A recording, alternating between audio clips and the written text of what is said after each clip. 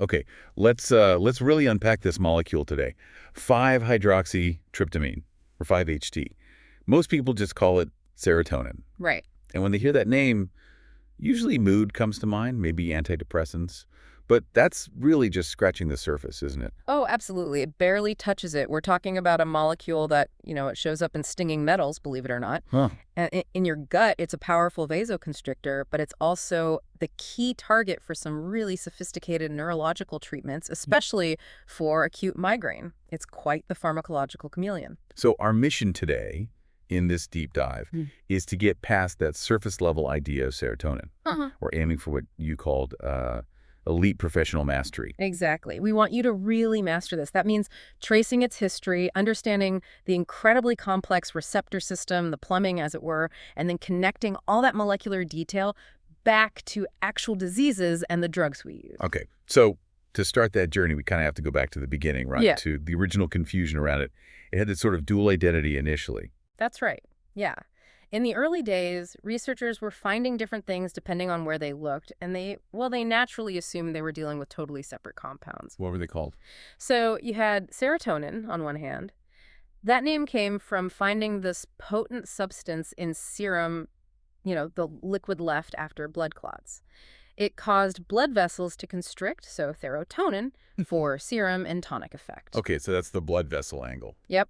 And then completely separately, other researchers were looking at the gut lining. Ah, the gut connection. Exactly. And they found something there that caused really strong, smooth muscle contractions. They isolated it from these specialized enterochromaffin cells in the gut mucosa. And they called that?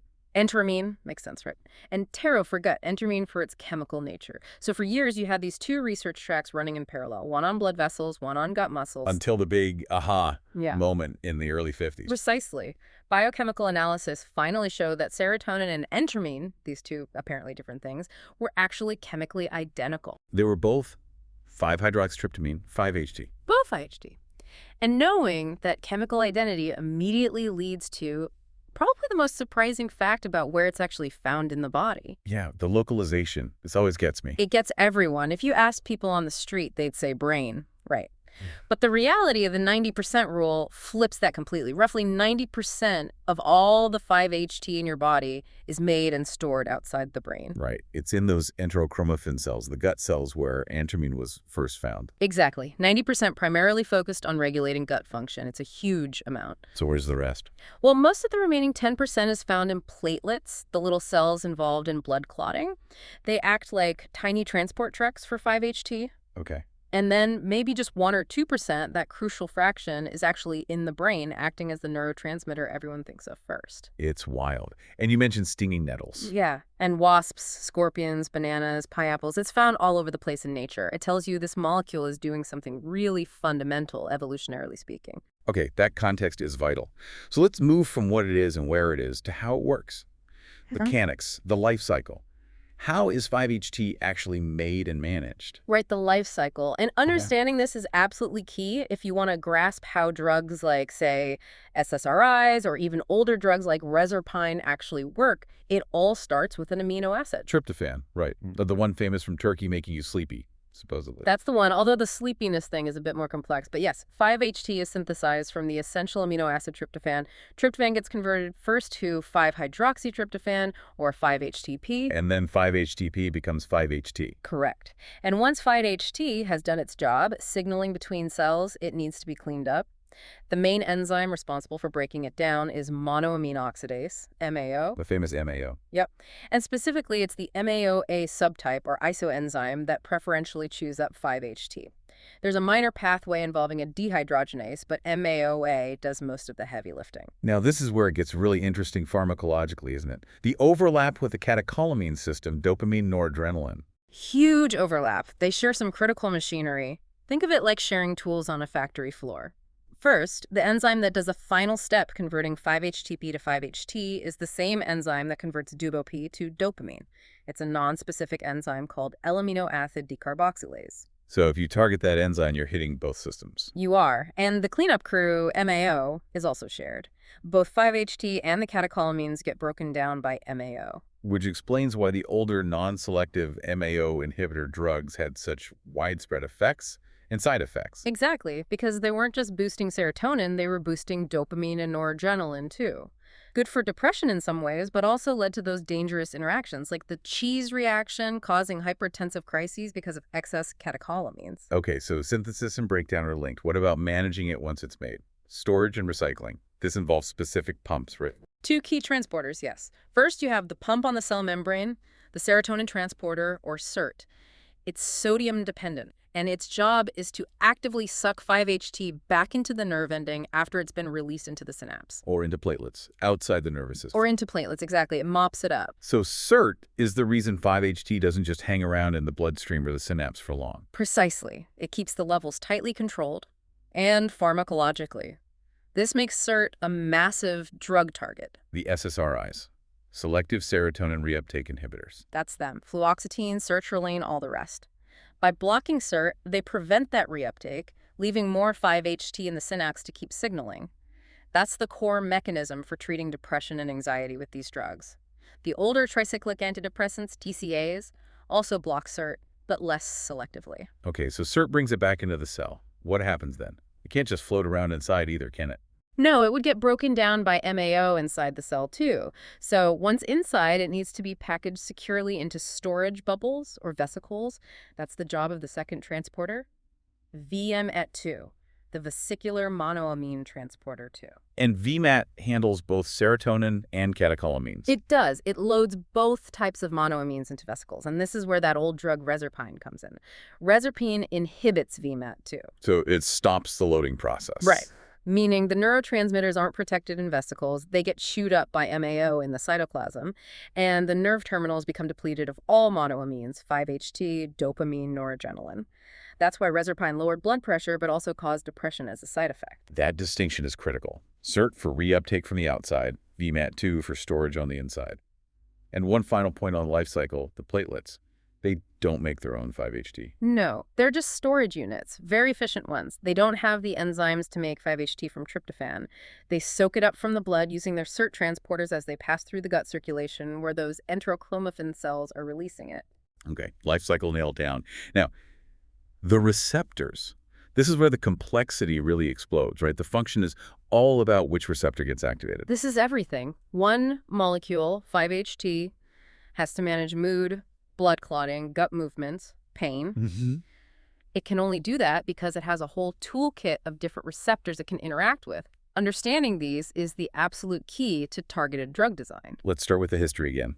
The first attempt to classify them. Yeah, back in '57, Gaddam and Piccarelli, they saw 5-HT did different things and figured there must be different receptors. They used drugs to block the effects. They found some effects, mainly muscle contraction, were blocked by dibenzyline. They called those D-type receptors for dibenzyline or musculotropic. Okay. And other effects, more related to nerves, were blocked by morphine, strangely enough.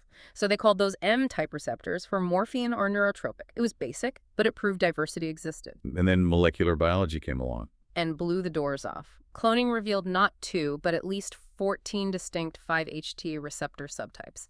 We group them into families now, 5-HT1, 5-HT2, 5-HT3, and then a sort of miscellaneous group, 5-HT4 through 7. 14 different locks for one key. Yeah. And the signaling mechanisms inside the cell fall into basically 2 main camps. Broadly, yes. Almost all of them, families 1, 2, and 4 through 7, are G-protein coupled receptors, or GPCRs. These are the slower modulatory types. Then there's one major exception, the 5-HT3 receptor. Let's tackle the GPCRs first. You used an analogy like volume dials. Yeah, or maybe think of them as cellular dimmer switches or regulators. Right. The 5-HT1 family, and there are 6 subtypes here, 1A, 1B, 1D, 1E, 1F, 1P. These are the brakes. The brakes. They couple to inhibitory G proteins, G ergot. The I is for inhibitory. When 5-HT hits a 5-HT1 receptor, the receptor activates G, which then inhibits an enzyme called adenyl cyclase. Less adenyl cyclase activity means less cyclic AMP, or CAMP, which is a key intracellular messenger. So less CAMP generally means the cell becomes less active, it slows down. Putting the brakes on. And 5-HT1A has an extra braking mechanism. It does. 5-HT1A specifically also opens potassium channels, letting positive charge flow out of the cell, making it harder to fire an electrical signal hyperpolarization. And critically, many 5-HT1 receptors, especially 1A and 1D, 1B, act as autoreceptors. Meaning they're on the serotonin neuron itself. Exactly, either on the cell body or the nerve terminal. When 5-HT is released, it can bind back onto these autoreceptors, activating the G pathway and basically telling the neuron, okay, enough release, slow down. It's a negative feedback loop. Got it. Okay, so 5-HT1 is inhibitory. Right. What about the 5-HT2 family? The 5-HT2 family subtypes, 2A, 2B, 2C, these are the accelerators, maybe activators. They couple to a different G protein, GQ. QQ4. Doesn't really stand for anything intuitive like I or ES, unfortunately. Yeah. But GQ activates an enzyme called phospholipase C. This generates 2-second messengers inside the cell, IP3 and DG. These guys generally ramp up cellular activity, often by releasing calcium stores. So opposite effect of 5-HT1. And 5-HT2A has another trick too. Yeah. 5-HT2A also inhibits certain potassium channels. Closing potassium leak channels makes the cell depolarize slowly, bringing it closer to its firing threshold, so it makes the cell more excitable. Okay, brakes, 5-HT1, accelerators, 5-HT2. Yep. What about the 5-HT4, 6, and 7 group? They use yet another G protein, GS for stimulatory. GS directly activates adenyl cyclase. Ah, so the opposite of G. Exactly. So activating 5-HT4, 6, or 7 leads to an increase in CAMP levels, which generally stimulates the cell, another type of accelerator using a different pathway than 5-HT2. Right. Brakes and two different kinds of accelerators. That covers the GPCRs. Now, the outlier, 5-HT3. This isn't a slow modulator, you said. Not at all. 5-HT3 is completely different. It's the only one that's not a GPCR. It is a ligand-gated ion channel. Meaning when 5-HT binds. The channel snaps open instantly. It lets positive ions, mainly sodium and potassium, flow through. This causes a rapid, immediate depolarization of the cell membrane.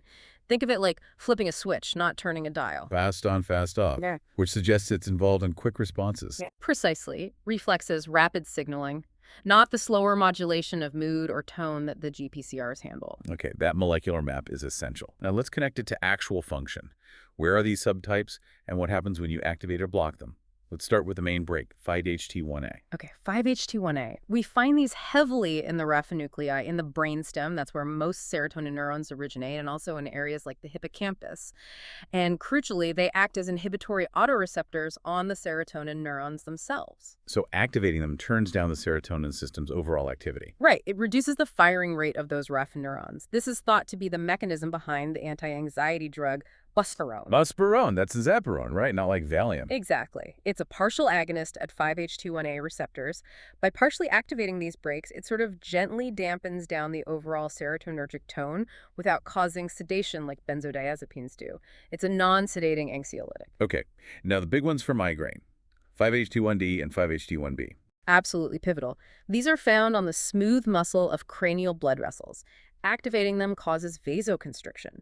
This is the primary target for the triptan drugs, like sumatriptan. So triptans constrict the painfully dilated blood vessels in a migraine. That's part 1 of their action, but part 2 is just as important.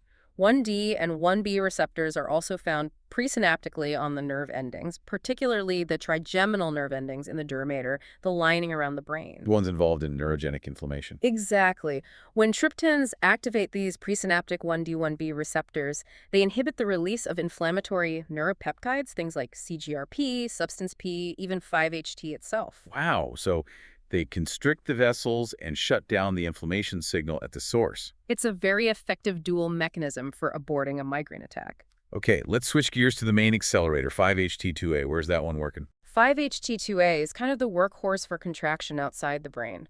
It's widely expressed on vascular smooth muscle, causing vasoconstriction, also on smooth muscle in the gut, the uterus, the bronchi, causing contraction there too, and it's on platelets, promoting aggregation.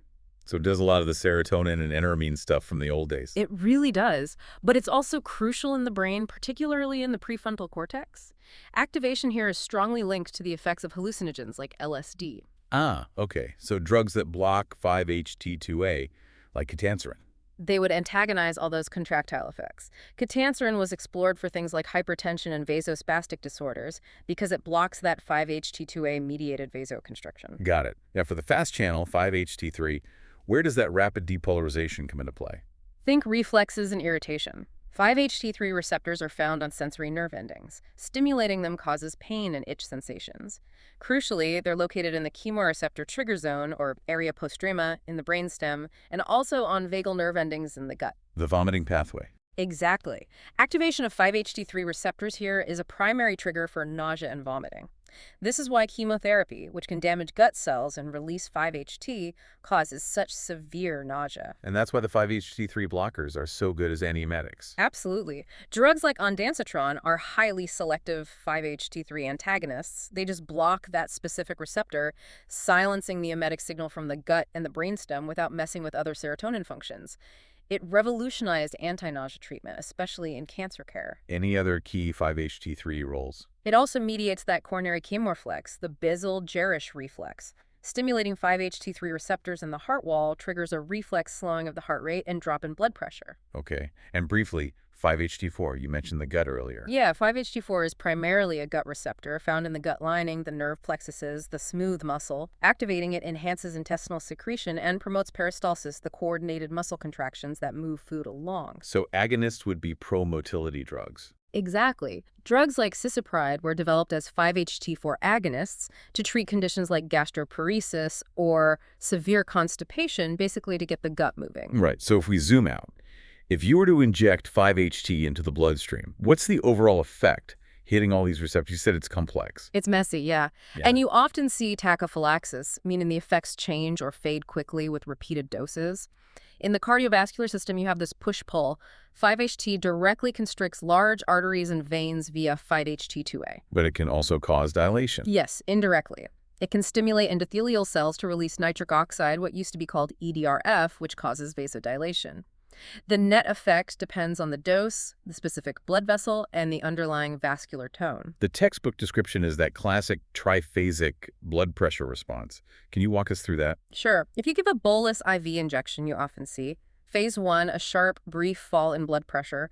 That's mainly the 5-HT3 mediated coronary ecreflex kicking in, causing vagal slowing of the heart. Okay, phase 1 down. Phase 2, a short-lived rise in pressure. This is due to the direct 5-HT2A vasoconstriction on large vessels, maybe combined with some increased cardiac output. Phase 2 up. And phase 3, a more prolonged fall in pressure. This is likely due to vasodilation in certain vascular beds, like skeletal muscle, possibly mediated by NO release, overwhelming the constriction elsewhere. It perfectly illustrates the receptor complexity. But, and this is a key point for mastery, right? Despite these dramatic effects, 5-HT isn't involved in the normal, everyday regulation of blood pressure. That's absolutely right. It's a potent vasoactive agent, no doubt. But under normal physiological conditions, its levels in the blood are kept extremely low by platelet uptake via SIRT. It doesn't circulate freely in high enough concentrations to be a moment-to-moment regulator of your baseline blood pressure. Good distinction. What about other smooth muscles, like the gut? Oh, it's a powerful stimulator there. Big time. Increases peristalsis dramatically, partly direct action on the muscle, partly by stimulating the enteric nerves. This is why too much 5-HT, like in carcinoid syndrome, causes severe diarrhea. It also constricts bronchial smooth muscle, though usually mildly. And glands. I remember something about an ulcer protective effect. Yeah, that's interesting. In the stomach, 5-HT seems to inhibit the secretion of acid and pepsin, while simultaneously increasing the production of protective mucus. So it kind of shifts the balance away from damage and towards protection. Okay. And finally, the direct effect on nerve endings. It's a potent depolarizer. So stimulating sensory nerve endings directly causes sensations like tingling, prickling, sometimes outright pain. And stimulating visceral afferent nerves in the gut, for example, triggers those reflexes we talked about. Nausea, vomiting, maybe cardiovascular changes. And in the brain itself, where it's a neurotransmitter. There, its role is generally more modulatory, often inhibitory, shaping the activity of other neuronal systems. But injecting it systemically doesn't cause central effects because it doesn't cross the blood-brain barrier very well. Okay, functions covered. Let's pivot to disease. Yeah. Where does 5-HT dysfunction show up clinically? What are the key pathophysiological roles? Well, starting in the brain, its role as a neurotransmitter is huge. Those raffinuclei neurons project everywhere, influencing sleep, body temperature, thinking, cognition, mood, appetite, vomiting control, pain perception. It's involved in almost everything that isn't pure motor control. And the link to mood disorders, depression, anxiety is probably its most famous clinical connection. It is, and the evidence is really strong, mainly pharmacological. The fact that drugs like SSRIs and TCAs, which directly target the serotonin system, actually work for these conditions is powerful evidence that serotonin signaling is somehow involved. Genetic studies also point this way. But it's not as simple as just low serotonin causes depression, is it? Because SSRIs boost serotonin levels in the synapse almost immediately by blocking SERT. Right. But patients often don't feel better for weeks, 2 to 4 weeks, sometimes longer. Why the delay? That's the million-dollar question, and crucial for understanding this. Yes, SSRIs block SERT right away, and synaptic 5-HT goes up. But remember those inhibitory 5-HT1A autoreceptors on the serotonin neuron itself? The brakes? The brakes. That initial surge of 5-HT immediately hits those brakes, activating them strongly. This tells the neuron to fire less often and release less serotonin overall, partly counteracting the effect of blocking reuptake. So initially, it's like stepping on the gas and the brake at the same time. Kind of, yeah. The prevailing theory is that the therapeutic effect only emerges after those 5-HT1A autoreceptors gradually desensitize or downregulate over those 2 to 4 weeks of continuous SSRI treatment. They get less sensitive to the high serotonin levels. Exactly. The brakes become less effective. Only then can the increased synaptic serotonin, due to the ongoing SERT blockade, translate into a sustained increase in overall serotonergic signaling throughout the brain. That's when, hopefully, the clinical improvement in mood starts to happen. That delay makes so much sense now. It also explains why sticking with the medication early on is so important, even if you don't feel better right away. Absolutely critical for patient education and compliance. Okay, beyond mood, what about sleep and circadian rhythm? Well, 5-HT is the direct precursor molecule for melatonin. The sleep hormone. Right. In the pineal gland, 5-HT gets converted into melatonin, and this pathway is fundamental for regulating our internal biological clock and sleep-wake cycles. It also has broader neuroendocrine roles, influencing hypothalamic neurons that control pituitary hormone release. Let's talk blood. Hemostasis clotting. What's 5-HT doing there? It's an important amplifier. When you get injured and platelets activate at the site, they release a whole bunch of stuff, including their large stores of 5-HT. Along with other things like thromboxane. Exactly. This locally released 5-HT then acts on 5-HT2A receptors on other platelets, making them stick together more strongly, amplifying aggregation, and also on the damaged blood vessel itself, promoting constriction and retraction to help seal the leak. But that same vasoconstrictive power can cause problems in vascular disease, right? It's definitely a double-edged sword. In conditions like Raynaud's phenomenon, where people get vasospasms in their fingers and toes, inappropriate release of 5-HT from platelets is thought to contribute to triggering those ischemic attacks. Which is why a 5-HT2A blocker like catanserin might help there. Potentially, yes. It's also been implicated in coronary artery spasm, the cause of variant angina. Okay. We mentioned carcinoid syndrome earlier, these tumors pumping out massive amounts of 5-HT. What does that overproduction actually do to the body? So these tumors, usually arising from those gut enterochromaffin cells, just churn out 5-HT uncontrollably. The really high levels directly cause some classic symptoms via receptor activation. Intense gut hypermotility leading to chronic, severe diarrhea, and sometimes bronchoconstriction causing wheezing. But not everything in carcinoid is due to 5-HT. Correct. The characteristic flushing and sometimes low blood pressure seen in carcinoid attacks are often blamed on other substances released by the tumor alongside 5-HT, like bradykinin or histamine. And a serious long-term consequence can be pellagra. The vitamin deficiency? How? Because the tumor is using up so much of the body's tryptophan supply to make all that excess 5-HT, there isn't enough tryptophan left over to be converted into niacin, which is vitamin B3. So you get a niacin deficiency secondary to the tumor's metabolic demands. Fascinating. Okay, finally, let's bring it to migraine. You said the role here is complex, maybe even paradoxical. It is. 5-HT is definitely involved, but how exactly is still debated. It's thought to play a role in the very early stages, maybe the initial vasoconstriction or aura phase some people experience, and it's certainly involved later in the neurogenic inflammation phase that causes the pain. And the paradox is in the drugs. Exactly. Drugs that block certain 5-HT effects, like the old drug methizerdide, a 5-HT2 antagonist, can work for preventing migraines. But drugs that activate specific 5-HT receptors, The triptans, 5-HT1D agonists, are the best drugs for treating an acute migraine attack once it's started. It suggests 5-HT is doing different things at different stages of the migraine process. Right. That sets us up perfectly to talk about the drugs themselves, the pharmacological toolkit we use to manipulate this system. Okay. We can group them by how they interfere with the 5-HT life cycle or how they interact with the receptors. Let's start with metabolism. Can we boost the system? Yes, you can give the precursor, tryptophan. Since the first enzyme in the synthesis pathway isn't usually working at full capacity, giving more tryptophan can increase brain 5-HT synthesis. Can we block synthesis? There's a drug, p-chlorphenylene, or PCPA, that inhibits the very first enzyme, tryptophan hydroxylase. It works, but it's way too toxic for clinical use. It's really just a research tool. Okay. What about uptake and storage inhibitors? These are huge drug classes. Massive. Yeah. For uptake inhibition, you have the SSRIs, fluoxetine, sertraline, etc., selectively blocking SERT, and the older TCAs, which block SERT but also noradrenaline reuptake. And storage inhibition. That's reserpine, blocking VM2, depleting all monoamines. There is also fenfluramine. The diet drug. Right. Fenfluramine worked differently. It actually caused a release of 5-HT from nerve terminals, partly by reversing the SERT transporter. It suppressed appetite, but was pulled due to causing heart valve problems. And we can also block breakdown with MAO inhibitors. Yep. Non-selective ones like tranylcypromine or more selective MAOA inhibitors like clorgeline will increase 5-HT levels by preventing its degradation. Okay, that's metabolism. Now, drugs that directly hit the receptors, agonists first, stimulators, The most famous non-selective agonist is probably LSD. lysergic acid diethylamide. Right. A semi-synthetic ergot derivative. It hits multiple 5-HT receptors, but its potent hallucinogenic effects are thought to come mainly from acting as a partial agonist at 5-HT2A and maybe 2C receptors in the cortex. Yeah.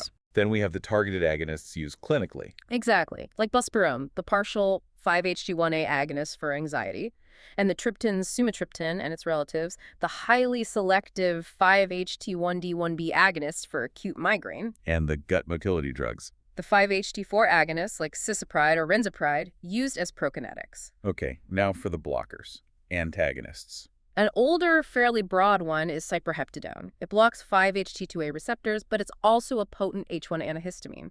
Clinically, it's sometimes used for the gut symptoms in carcinoid syndrome, or weirdly as an appetite stimulant, probably via its antihistamine action. What about methysergide? Yeah. The migraine prophylactic that got withdrawn. Yeah, methysergide was primarily a 5-HT2 antagonist. It worked for migraine prevention, but tragically caused serious, irreversible fibrosis scarring in the abdomen, lungs, and heart valves in some patients.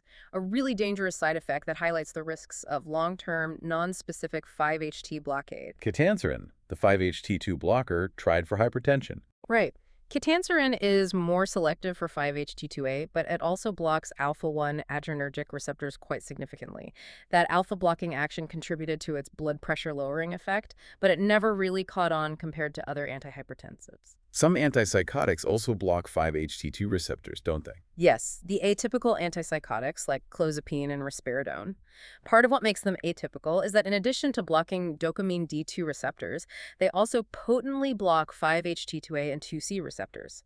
This 5-HT antagonism is thought to contribute to their effectiveness against the negative symptoms of schizophrenia and reduce the risk of movement side effects compared to older antipsychotics. And the most impactful modern antagonists. Have to be the 5-HT3 antagonists. Yes. Ondansetron, granisetron, etc. Highly selective blockers of that fast ion channel. Their impact on managing chemotherapy-induced nausea and vomiting has been phenomenal. Okay, before we get fully into migraine treatment, we absolutely have to talk about the ergot alkaloids. They're sort of the toxic origin story for a lot of this pharmacology. They really are.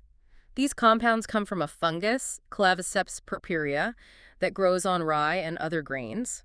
Historically, eating contaminated grain caused ergotism or St. Anthony's fire.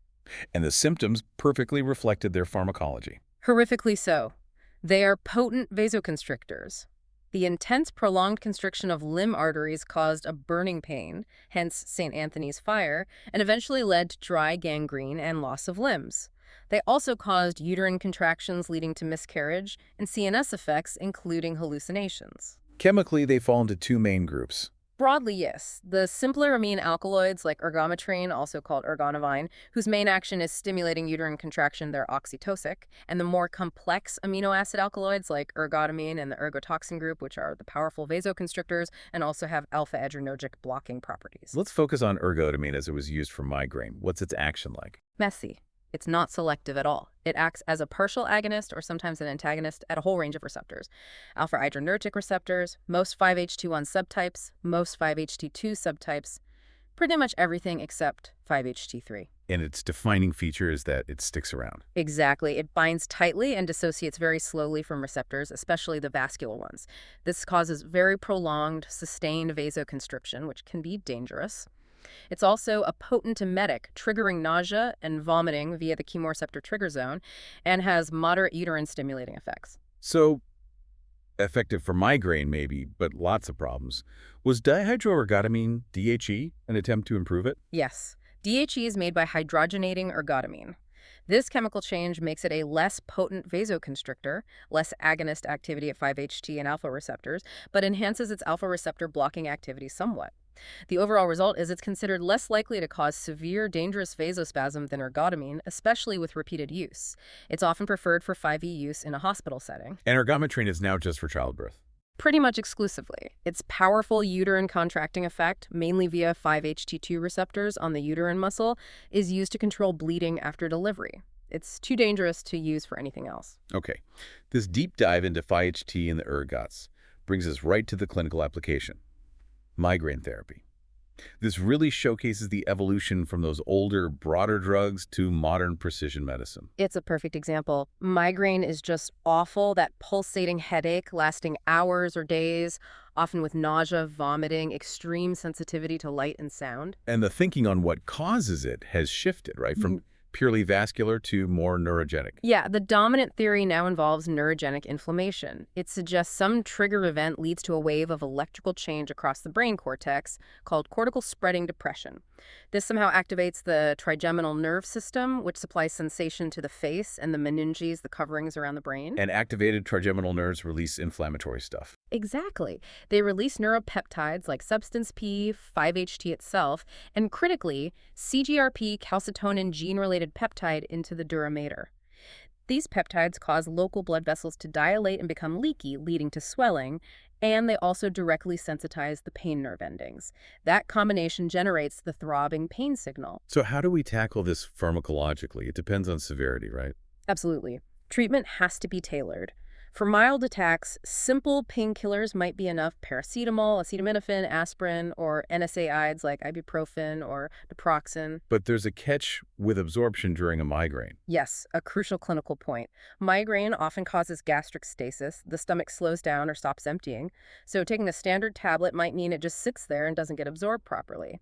That's why formulations that dissolve quickly or bypass the stomach, like effervescent tablets, powders, suppositories, or injections, are often better. And anti-nausea drugs are almost always needed. Frequently, yes.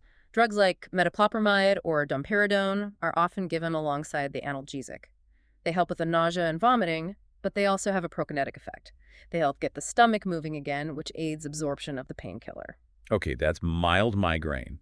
But for moderate to severe attacks, or if the simple analgesics fail? Then you need the specific anti-migraine drugs, primarily the triptans, or historically the ergots. Let's focus on triptans. They're first line now. They are the mainstay for acute treatment when simpler measures aren't enough. As we discussed, they are selective 5-HT1D1B agonists. Remind us of that dual mechanism again. Okay, mechanism 1. They constrict the dilated cranial blood vessels, particularly thought to act on abnormal shunts between arterioles and venules in the carotid circulation. Mechanism 2. They act on presynaptic 5-HT1D1B receptors on those trigeminal nerve endings in the dura, inhibiting the release of CGRP and other inflammatory peptides. So they tackle both the vascular component and the neurogenic inflammation. Sumatriptan was the first one. Effective, but had limitations. Very effective for about 70–75% of patients. Big breakthrough. But its main drawback is its pharmacokinetics. Oral bioavailability is poor, only around 15%, because it gets heavily metabolized on its first pass through the liver by MAOA. The same enzyme that breaks down dietary amines and endogenous 5-HT. Right, and this rapid metabolism gives it a short half-life, only about 2 hours. That was these two. Headache recurrence. The initial headache goes away, but as the drug wears off quickly, the pain comes back within 24 hours for a significant number of people, maybe 20 to 40%. That's why non-oral routes like subcutaneous injection or nasal spray were developed for sumatriptan. They bypass liver metabolism, give higher levels faster, and improve consistency. But sumatriptan had a key advantage over ergotamine. Yes, a huge one for patient comfort. Triptans generally don't cause nausea and vomiting. In fact, they often help relieve the nausea associated with the migraine itself. Ergotamine notoriously makes nausea much worse. And the later triptans tried to address sumatriptan's short duration. Exactly. We got second-generation triptans. Some, like rezatriptan or elatriptan, have faster onset or maybe slightly higher efficacy for some people. Others were specifically designed for longer duration to reduce recurrence. Naratriptan has a longer half-life, and frovatriptan has the longest, around 26 hours. So less chance of the headache coming back with frovatriptan, but maybe slower initial relief. Generally, yes. There's often a trade-off between speed of onset and duration of action. You choose based on the patient's pattern. Do they need fast relief above all, or is preventing recurrence the main issue? Okay. Given their mechanism vasoconstriction, the contraindications must be taken seriously. Absolutely non-negotiable. Triptans are contraindicated in anyone with a history of or significant risk factors for coronary artery disease like angina, previous heart attack, peripheral vascular disease, uncontrolled hypertension, or stroke DI. The risk of causing dangerous vasospasm in these patients is too high. And that critical drug interaction. Never, ever give a triptan and an ergot preparation, like ergotamine or DHE, within 24 hours of each other. Both cause vasoconstriction, albeit via slightly different receptor profiles. Combining them could lead to additive, severe, prolonged, and potentially fatal vasospasm. It's an absolute contraindication. So, what's the verdict on ergotamine itself for acute migraine now?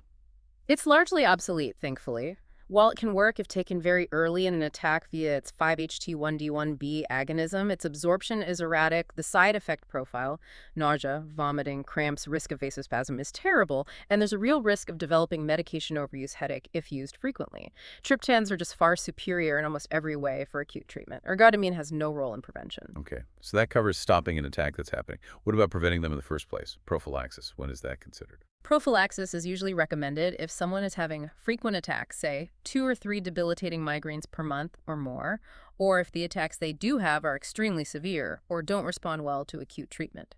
The goal is to reduce the frequency, severity, and duration of attacks over time. And the classic first-line drugs for prophylaxis are beta blockers. Yes, particularly propranolol. It's been used for decades and can reduce attack frequency by 50% or more in up to 70% of patients. Other non-selective beta blockers like timolol and nadolol also work, as do some beta-1 selective ones like metoprolol or atenolol. But not all beta blockers work. Interestingly, no. Beta blockers that have intrinsic sympathomimetic activity, or ISO, meaning they weakly stimulate the beta receptor while blocking it, like pindolol, are not effective for migraine prophylaxis. The exact reason why beta blockade helps isn't fully clear, but it seems pure antagonism is needed. What other drug classes are used for prevention? Tricyclic antidepressants, especially amitriptyline, are very effective. And importantly, they work for migraine independently of whether the person also has depression, although they're obviously a good choice if depression is comorbid. They probably work via a combination of effects, including blocking serotonin and noradrenaline reuptake and maybe other receptor actions over time. Anticonvulsants, too. Yes, certain anti-epilepsy drugs have proven effective. Sodium valproate, valproic acid, and topiramate are both FDA approved for migraine prophylaxis. They likely work by reducing general neuronal hyperexcitability in the brain. What about calcium channel blockers? I remember flunarizine being mentioned. Flunarizine is used in some countries. It's claimed to be a somewhat selective calcium channel blocker in the brain. However, the evidence for its efficacy is often considered less robust than for beta blockers or TCAs, and it can have side effects like weight gain and sedation. Its use is a bit more controversial or second line in many places. Okay. And the newest approach targets that inflammatory peptide we mentioned earlier. Exactly. The CGRP antagonists, this is a major recent development. We now have monoclonal antibodies like aranumab, fremanezumab, galcanezumab, that are specifically designed to either block the CGRP receptor or bind to CGRP itself, preventing it from acting. So unlike triptans, which stop CGRP release during an attack, These antibodies prevent CGRP from causing inflammation in the first place. They are purely prophylactic, usually given as a monthly or quarterly injection. They represent a highly targeted biological therapy based on our understanding of migraine pathophysiology, specifically for patients with frequent or difficult to treat migraine. Wow. Okay, so stepping back from all this detail, what's the big picture takeaway? We've journeyed from, clotted blood and stinging To nettles. designing monoclonal antibodies. Yeah. 5-HT is this incredibly versatile molecule. Its role seems dictated entirely by which of its many receptors gets activated where. That's the absolute core message. Receptor diversity is everything. The 14 subtypes, the different signaling pathways, the G brake, the G2Gs accelerators, the fast 5-HT3 channel. That's what allows this one molecule to regulate mood, gut function, platelet aggregation, pain, vomiting, and crucially for our discussion, the complex vascular and inflammatory events in migraine. Understanding that diversity is the key to understanding the drugs. And the history of migraine treatment itself tells a story, doesn't it? From the sort of crude, toxic effects of ergots Which hit multiple receptors nonspecifically. to the much cleaner, selective 5-HT1D1B agonism of the triptans. And now to these ultra-specific biologicals like the CGRP antibodies, targeting a downstream mediator that's closely linked to the 5-HT system in that neurogenic inflammation pathway. It's a clear progression towards precision, which really leads to a final thought, something for you to mull over. As we get better and better at understanding the molecular pathways, at designing drugs or antibodies that can target just one specific receptor subtype, like maybe a 5-HT1F agonist, or block just one specific peptide like CGRP, are we seeing the beginning of the end for broad spectrum pharmacology? You mean, will we eventually replace all these older drugs that hit multiple targets with ultra-precise therapies? Could we? Will future medicine rely entirely on this kind of molecular surgery, potentially eliminating many of the side effects caused by hitting unintended targets? Or are there still roles for drugs with broader actions? It's something to think about as you continue to master this incredibly complex and fascinating field.